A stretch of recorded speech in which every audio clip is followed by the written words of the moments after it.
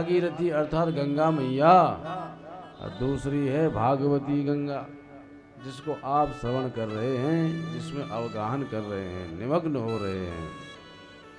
और किसी ने प्रश्न किया भागीरथी गंगा और भागवती गंगा में से कौन सी गंगा श्रेष्ठ?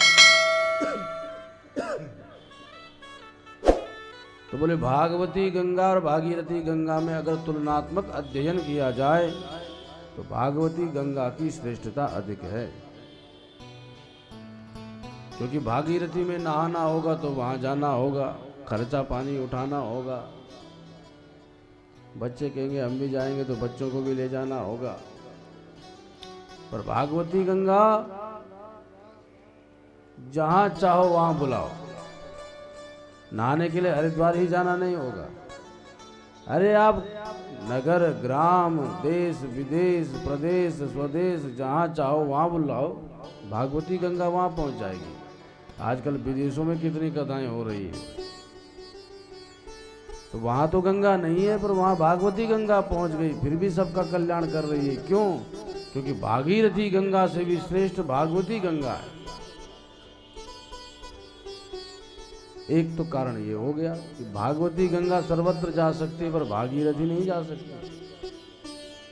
दूसरा कारण, भागवती गंगा भगवान के मुखद्वार से प्रकट हुई है, तो मुख की महिमा अधिक है चरणों की अपेक्षा।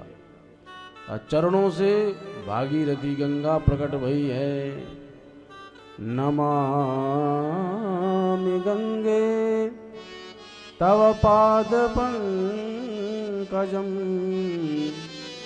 सुरासुरैर्वन्दित दिव्य रूपम भुक्तिश्च मुक्तिश्च ददासि नित्यं भावानुसारेण सदा नराणाम्। भावानुसार गंगा मैया सबकी कामनाएं पूर्ण करती है, लौकिक हो अथवा पारलौकिक हो। तो भगवान की पदनख चंद्रिका से ही भागीरथी का प्राकट्य हुआ। महिमा बहुत अधिक है भगवान के चरणों की, पर मुख की महिमा अधिक है। किसी के पैर न रहें तो भी आदमी को पहचाना जा सकता है कि फलाना आदमी लंगड़ा है। किसी के हाथ कट जाएं तो कह सकते हैं भैया फलाना आदमी लूला है। लेकिन किसी का सर ही न रहे तो सर ही नहीं रहेगा तो फिर पहचान कैसे होगी? इसी कारण से मुख की महिमा चरणों से अधिक है। चरणों का ध्यान भक्त लोग भगवान का लगाते हैं, पर चरणों से ध्यान प्रारंभ होता है, लेकिन मुख्य उद्देश्य तो भगवान के मुख को निहारना है। पहले भगवान के पाद तल से ध्यान प्रारंभ होता है, फिर भगवान के पदनख में ध्यान अटकता है, फिर भगवान के चरणों में ध्यान रमता है, फिर घुटने जंघाएं नाभि प्रदेश, भगवान का उदर, भगवान का वक्षस्थल, ग्रीवा, मुखमंडल, ललाट, फिर शीर्ष भाग। तो मुख की ओर ही बढ़ते हैं तो मुख की महिमा अधिक है। इसीलिए मुख से हुई भागवती गंगा प्रकट और चरणों से हुई भागीरथी गंगा प्रकट। इस कारण से भी भागवती गंगा की महिमा अधिक है, कथा की महिमा अधिक है। बोलो जय सिया राम। तीसरा कारण, गंगा में कूद जाओ और गहरा हो, जल प्रवाह भीषण हो तो बह के कहाँ पहुंच जाओगे, पता ही नहीं चलेगा कौन से लोक को गए हो।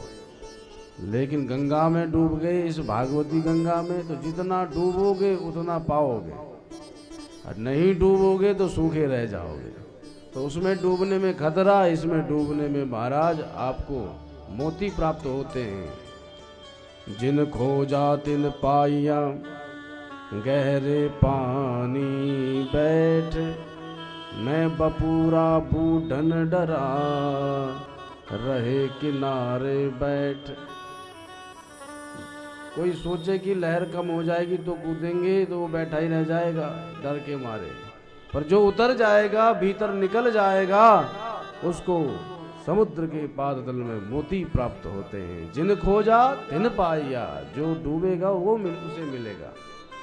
तो भागवती गंगा में जितना प्रवेश उतना ही आपको आनंद आएगा। डूबने का कोई खतरा नहीं, डूबने में ही सार्थकता है। इसलिए भी भागवती गंगा श्रेष्ठ है। भागीरथी गंगा गंगा है, पर भागवती गंगा में 3 का संगम है, भक्ति ज्ञान वैराग्य।